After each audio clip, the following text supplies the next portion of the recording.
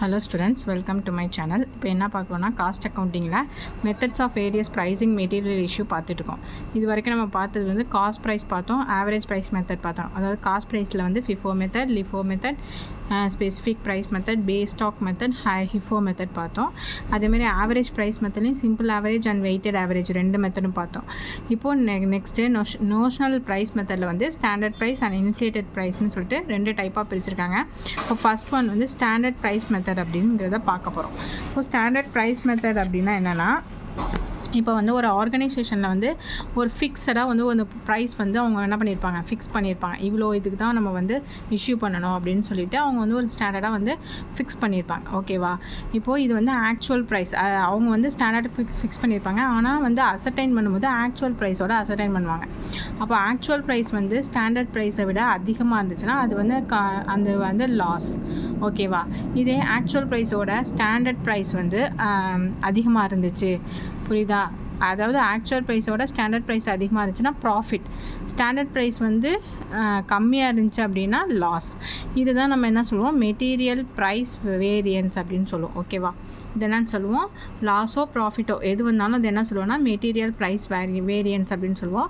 இப்போ இதுக்கு வந்து ஃபார்முலா கொடுத்துருக்காங்க. இந்த மெட்டீரியல் ப்ரைஸ் வேரியன்ஸ் எப்படி கண்டுபிடிக்கணும் அப்படின்னா, அதுக்கான ஃபார்முலா வந்து closing stock units into standard price minus closing stock value. இதை வச்சு தான் நம்ம மெட்டீரியல் வேரியன்ஸ் வந்து கண்டுபிடிக்கணும். இந்த ஃபார்முலா வச்சு அப்ளை பண்ணும்போது நம்ம கம்பெனிக்கு வந்து ஃபேவரபுளாக அன்ஃபேவரபுளாக அப்படிங்கிறது நமக்கு தெரிஞ்சிடும். மைனஸில் வந்துச்சு அப்படின்னா அது அன்ஃபேவரபிள், இதே ப்ளஸில் வந்துச்சு அப்படின்னா ஃபேவரபிள் அப்படின்னு சொல்லிட்டு நம்ம கால்குலேட் பண்ண போகிறோம்.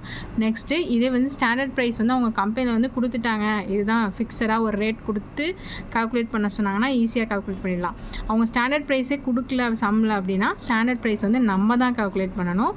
அதுக்கான ஃபார்முலா வந்து opening stock value plus debit balance of material variance divided by opening balance and units. அதாவது ஃபார்முலாலே ஓப்பனிங் ஸ்டாக் வேல்யூவும் ஓப்பனிங் யூனிட்ஸும் கொடுத்துருப்பாங்க, ப்ளஸ் டெபிட் பேலன்ஸ் கொடுத்துருந்தாங்கன்னா ஆட் பண்ணணும். ஓகேவா? இதே கிரெடிட் பேலன்ஸ் கொடுத்துருந்தாங்க அப்படின்னா மைனஸ் பண்ணணும். ரெண்டு ஃபார்முலா இருக்குது. டெபிட் பேலன்ஸ் கொடுத்துருந்தாங்கன்னா ஓப்பனிங் ஸ்டாக் வேல்யூவோட ஆட் பண்ண போகிறோம். கிரெடிட் பேலன்ஸ் கொடுத்துருந்தாங்க அப்படின்னா ஓப்பனிங் ஸ்டாக் வேல்யூவோட மைனஸ் பண்ணி ஸ்டாண்டர்ட் ப்ரைஸ் கண்டுபிடிச்ச பிறகு தான் நம்ம சம் போட்டு அதில் லாஸ்ட்டில் என்ன பண்ணணும், மெட்டீரியல் ப்ரைஸ் வேரியன்ஸ் கால்குலேட் பண்ணணும். சம் போட போட உங்களுக்கு புரியும். வாங்க சம்க்கு போகலாம். சம் கொடுத்துருக்காங்க பாருங்கள். இந்த standard price of a material is fixed at ₹14 per unit. இப்போ இந்த சம்மில் வந்து ஸ்டாண்டர்ட் ப்ரைஸ் வந்து அவங்க கொடுத்துட்டாங்க. ஓகேவா? அப்போ நம்ம ஸ்டாண்டர்ட் ப்ரைஸ் வந்து கண்டுபிடிக்க நமக்கு தேவையில்லை, அவங்களே வந்து ₹14 அப்படின்னு சொல்லிட்டு கொடுத்துட்டாங்க. Prepare the stores ledger account showing pricing of material issues under standard price method. 2000 standard price மெத்தடில் கால்குலேட் பண்ண சொல்லியிருக்காங்க. 2010 March 1 அன்னைக்கு ஓப்பனிங் பேலன்ஸ் 2000 units ₹14 per unit. Next 5th அன்னைக்கு ரிசீவ்டு, அதாவது பர்ச்சேஸ் பண்ணுறாங்க 500 யூனிட்ஸை. நெக்ஸ்ட்டு 7th 10th இஷ்யூ பண்ணுறாங்க. 12th அன்னைக்கு மறுபடியும் பர்ச்சேஸ் பண்ணுறாங்க. 14th 18th இஷ்யூ பண்ணுறாங்க. 20 பர்ச்சேஸ் பண்ணுறாங்க. 26 இஷ்யூ பண்ணுறாங்க. 28 பர்ச்சேஸ் பண்ணுறாங்க. 30 இஷ்யூ பண்ணுறாங்க. இந்த ஸ்டாண்டர்ட் ப்ரைஸ் மெத்தடை பொறுத்த வரைக்கும் ரொம்ப ஈஸி. இந்த டேப்லர் காலம் நீங்கள் போடுறது எப்போது மாதிரி தான் ஃபார்மேட் எழுதிங்க. Stores ledger account standard price method ஃபார்மேட்டில் என்ன வரும், name, code number, description, next maximum level, minimum level, reorder quantity எழுதிங்க. Folio number, bin number, location code. கண்டிப்பாக இந்த ஃபார்மேட் வந்து இதுபடி தான் இருக்கணும். ஓகேவா? ப்ரைஸிங் இஷ்யூ மெட்டீரியல் பொறுத்த வரைக்கும், ப்ரைஸிங் மெத்தடை பொறுத்த வரைக்கும் இந்த ஃபார்மேட் அப்படியே இருக்கணும். Next date, particular, receipt, issues, balance எழுதுங்க. இப்போ ஃபஸ்ட் ஒன் பாருங்கள், என்ன கேட்டிருக்காங்க, 2010 March 1 அன்றைக்கி ஓப்பனிங் பேலன்ஸ் 2000 யூனிட்ஸ் ₹14 per யூனிட். அப்போ எப்போது மாதிரி நம்ம என்ன எழுதுவோம், பேலன்ஸ் B/Dன்னு போட்டு பேலன்ஸில் 2000 யூனிட்ஸ் 14 ரெண்டதையும் மல்டிப்ளை பண்ணிங்கன்னா 28,000 கிடச்சிடும். இப்போ நெக்ஸ்ட் என்ன சொல்லியிருக்காங்கன்னா, ரிசீவ் பண்ணியிருக்காங்க, அதாவது பர்ச்சேஸ் பண்ணியிருக்காங்க. March 5 அன்னைக்கு 500 யூனிட்ஸாக ₹15 per யூனிட்னு சொல்லிட்டு பர்ச்சேஸ் பண்ணியிருக்காங்க. அப்போ பர்ச்சேஸ் பண்ண நம்ம என்ன பண்ணுவோம், GRN நம்பர் போடுவோமா? அப்போ குட்ஸ் ரிசீவ்ட் நோட் 5th அன்னைக்கு GRN நம்பர். எவ்வளோ யூனிட்ஸ் பர்ச்சேஸ் பண்ணியிருக்கோம், 500 யூனிட்ஸை 15 அப்படிங்கிற ரேட்டில் நம்ம வந்து பர்ச்சேஸ் பண்ணியிருக்கோம். ரெண்டத்தையும் மல்டிப்ளை பண்ணிங்கன்னா 7500 வரும். பேலன்ஸ் எப்படி எழுதுவோம், ரெண்டுத்தையும் யூனிட்ஸ்க்கும் யூனிட்டையும் ஆட் பண்ணுவோம், அமௌண்ட்டையும் ஆட் பண்ணுவோம். இப்போ 2000 + 500 2500, 28,000 + 7,500 போட்டிங்கன்னா 35,500. இதுக்கு வந்து ஸ்டாண்டர்ட் ப்ரைஸை வரைந்து நமக்கு வந்து பேலன்ஸ் வந்து ரேட் வந்து நம்ம போட தேவையில்லை. ஏன்னா ஃபிக்ஸடாக இவ்வளோக்கு தான் நம்ம வந்து இஷ்யூ பண்ண போகிறோம் அப்படின்னு சொல்லிட்டு நம்ம கால்குலேட் பண்ணியிருப்போம் ஸ்டாண்டர்ட் ப்ரைஸ்ன்னு. அதனால இங்கே வந்து நம்ம ரேட் போட வேண்டிய அவசியம் இல்லை. ஓகேவா? இப்போ நெக்ஸ்ட்டு பாருங்கள், 7th அன்னைக்கு இஷ்யூ பண்ணுறாங்க. 1000 யூனிட்ஸ் வந்து 7th அன்னைக்கு இஷ்யூ பண்ணுறாங்க. இப்போது என்ன நோட் பண்ணுவோம், MR number, material requisition number note பண்ணுவோம். எவ்வளோ யூனிட்ஸ் வந்து அவங்க இஷ்யூ பண்ணுறாங்க, 1000 யூனிட்ஸ். அப்போ அந்த 1000 எந்த ரேட்டுக்கு இஷ்யூ பண்ணுவீங்க, 14. இந்த 14ங்கிறது சம்லேயே கொடுத்துருக்காங்க. ஃபிக்ஸட் ஸ்டாண்டர்ட் ப்ரைஸாக அவங்க வந்து 14க்கு தான் இஷ்யூ பண்ணணும் அப்படின்னு சொல்லிட்டு கொடுத்துட்டாங்க ஏற்கனவே. அதனால் அந்த 14க்கு தான் எல்லா இஷ்யூவுமே என்ன பண்ண போகிறோம், 14ங்கிற அமௌண்ட்டுக்கு தான் நம்ம வந்து இஷ்யூ பண்ண போகிறோம். அப்போ 1000 × 14 கால்குலேட் பண்ணிங்கன்னா 14,000. இதே ரெசிப்டாக இருந்தால் ஆட் பண்ணணும், இஷ்யூவாக இருந்தால் மைனஸ் பண்ணணும்னு சொல்லியிருக்கேனா. இப்போது இஷ்யூக்கு இருக்கும், அதனால் நம்ம என்ன பண்ணோம், யூனிட்ஸே மைனஸ் பண்ண போகிறோம். 2500ல் 1000 வந்து லெஸ் பண்ணிங்கன்னா 1500, 35,500ல் 14,000 லெஸ் பண்ணிங்கன்னா 21,500. ஓகே, கிளியராக இருக்கா? நெக்ஸ்ட்டு 10th பாருங்கள், மார்ச் 10 அன்றைக்கி இஷ்யூ பண்ணுறாங்க. எவ்வளோ, 200 யூனிட்ஸ். இப்போ அந்த 200 யூனிட்ஸை எம்ஆர்என் நம்பர்னு போட்டு இதே இஷ்யூ தான் எவ்வளோ ருபீஸ்க்கு இஷ்யூ பண்ண போகிறோம், 14 rupees. ஏன்னா ஸ்டாண்டர்ட் ப்ரைஸ் 14 rupees தான். அப்போ 200 × 14 மல்டிப்ளை பண்ணிங்கன்னா 2800. இப்போ பேலன்ஸ் எப்படி எழுதணும், 1500ல் 200 இஷ்யூ பண்ணிட்டோம், பேலன்ஸ் 1300, 21,500 மைனஸ் 2,800, 18,700 கிடைக்கும். அதாவது யூனிட்ஸையும் தான் மைனஸ் பண்ணணும், அமௌண்ட்டையும் தான் மைனஸ் பண்ணணும். நெக்ஸ்ட்டு 10th போட்டாச்சு. 12th பாருங்கள், received 800 units at ₹13 per unit. இப்போது இவங்க பர்ச்சேஸ் பண்ணுறாங்க. பர்ச்சேஸ் பண்ணதை அவங்க எந்த யூனிட்டில் பர்ச்சேஸ் பண்ணணுமோ அதை தான் நீங்கள் வந்து மல்டிப்ளை பண்ணி போடணும். இப்போ 800 யூனிட்ஸை 13 யூனிட்னு மல்டிப்ளை கொடுத்துருக்காங்க. அப்போ ஜிஆர்என் நம்பர் போட்டு 800 யூனிட்ஸை 13 rupeesக்கு அவங்க வந்து பர்ச்சேஸ் பண்ணுறாங்க. அப்போ ரெண்டத்தையும் மல்டிப்ளை பண்ணிங்கன்னா 10,400 வரும். ஓகேவா?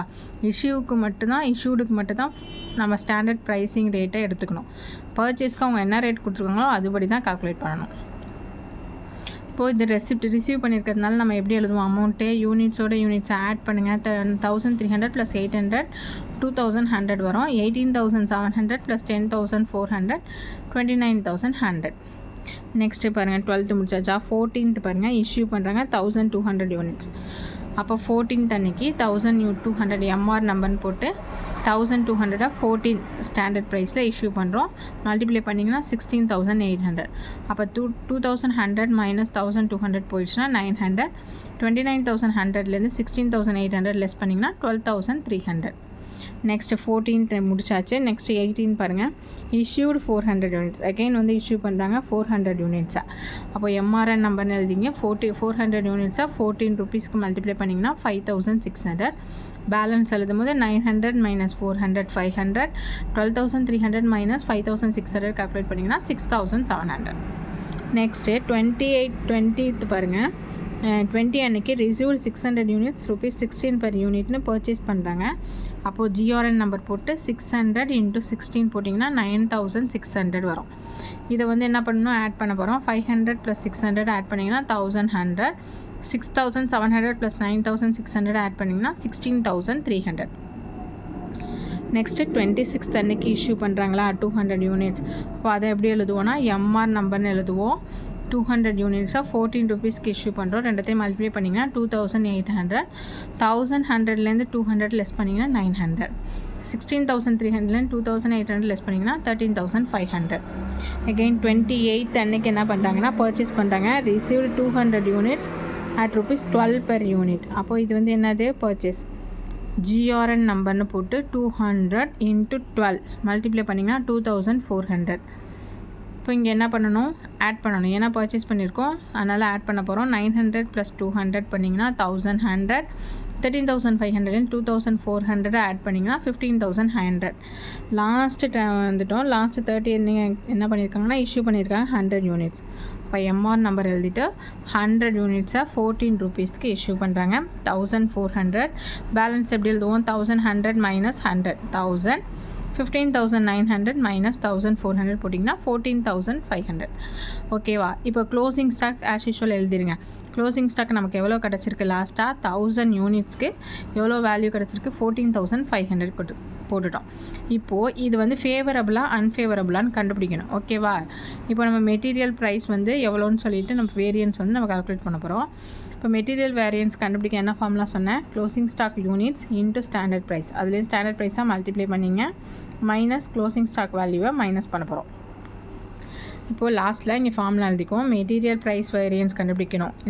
எந்த இதுக்குன்னா ஸ்டாண்டர்ட் ப்ரைஸ் மெத்தடுக்கு நம்ம எல்லாம் கண்டுபிடிச்ச பிறகு நம்ம மெட்டீரியல் ப்ரைஸ் வேரியன்ஸ் கண்டுபிடிக்கணும். என்ன formula, closing stock units into standard price minus closing stock value.